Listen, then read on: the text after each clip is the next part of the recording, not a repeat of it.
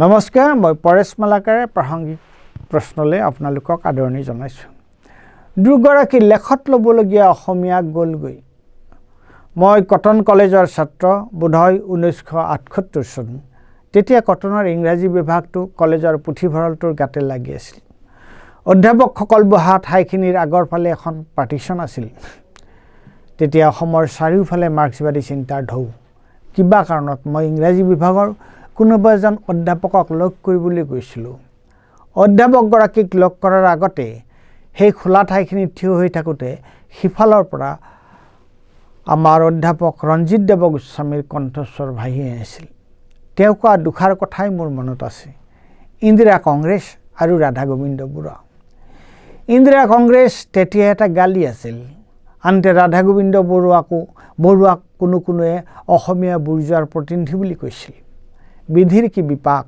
এই ৰাধা গোবিন্দ বৰুৱা সম্পৰ্কে আকৌ বিখ্যাত মাৰ্ক্সবাদী ঐতিহাসিক অমলেন্দু গুহাই কি কৈছে চাওক।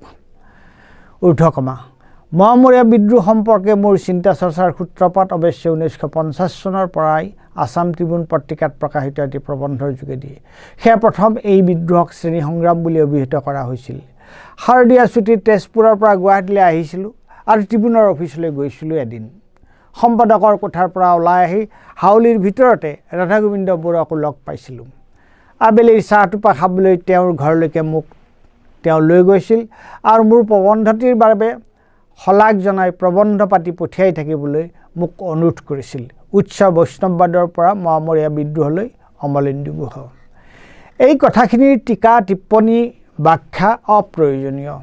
ৰাধা গোবিন্দ বৰুৱাক কোনে কি আখ্যা দিছিল সেই বিষয়ে মই একো ক'বলৈ নাযাওঁ।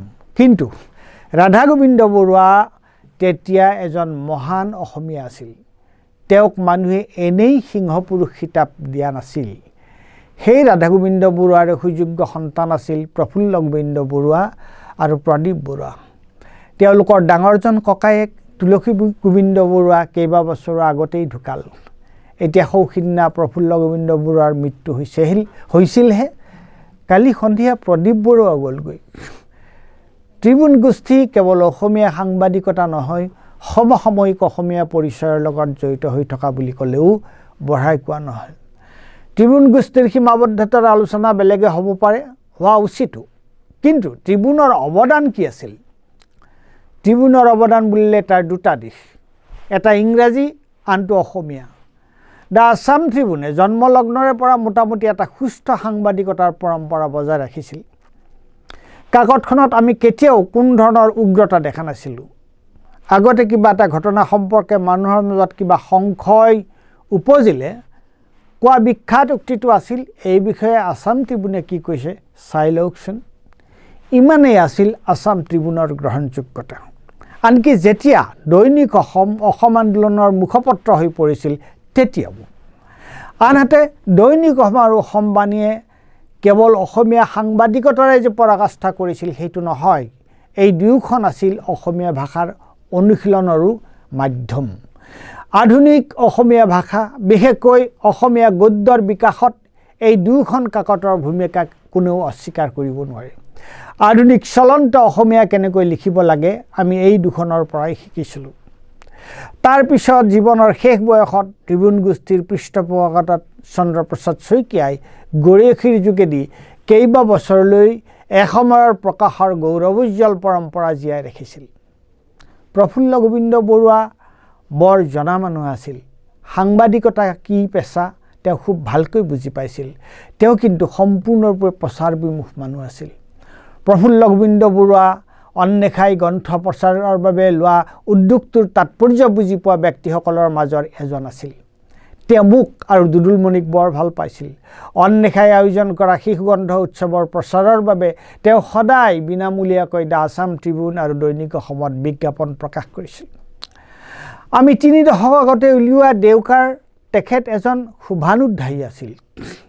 দুখৰ বিষয় যে এই স্বাধীনচিতীয়া মানুহজন জীৱনৰ শেষৰ ফালে পৰিৱৰ্তিত ৰাজনৈতিক পৰিস্থিতিত বৰ অসহায় হৈ পৰিছিল।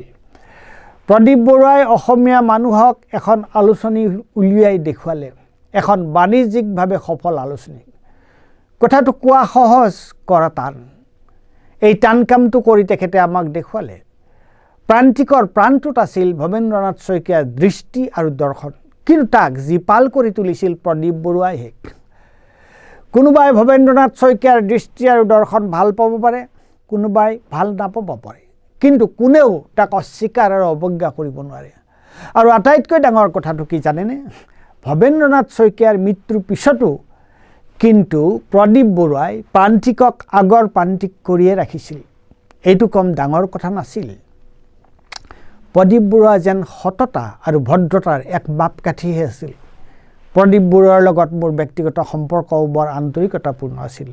প্ৰফুল্ল গোবিন্দ বৰুৱা আৰু প্ৰদীপ বৰুৱা দুগৰাকী লেখত ল'বলগীয়া অসমীয়া আছিল। আহক দুয়োগৰাকী ব্যক্তিৰ প্ৰতি আমি আমাৰ শ্ৰদ্ধাঞ্জলি জনাওঁ। নমস্কাৰ, ধন্যবাদ।